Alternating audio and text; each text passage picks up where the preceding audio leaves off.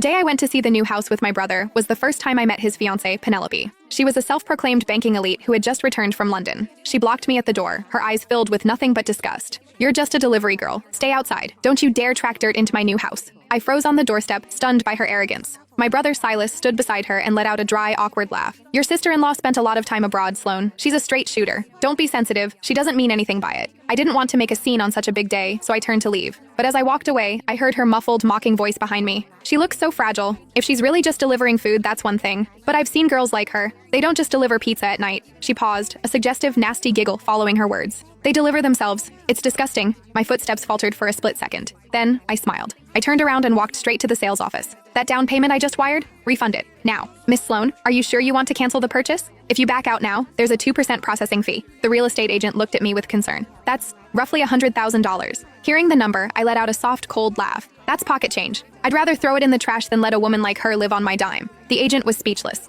I didn't say another word and walked out. As I rounded the corner, I ran right into Silas and Penelope. Her voice wasn't loud, but she wasn't trying to hide it either. "Listen, Silas, I only agreed to marry you because you showed some initiative and promised to put this house in my name." Silas kept his head down, saying nothing while he carried her designer bags. She let out a sharp, mocking snort. "I work in private banking. I deal with high-net-worth individuals every day. Do you even realize who I am? A family with your background? I'm doing you a favor." Her tone grew even colder. "Especially that sister of yours. A grown woman running around as a delivery driver? It's embarrassing to even mention her." Silas remained silent. She was on a roll now, fueled by his submission. "She better not try to cling to me later. Don't you dare think I'm going to help her find a real job. I'm closing a massive deal next week, and it's going to get me a VP promotion. Tell your sister to stay out of my way." Silas nodded repeatedly, looking pathetic. I know.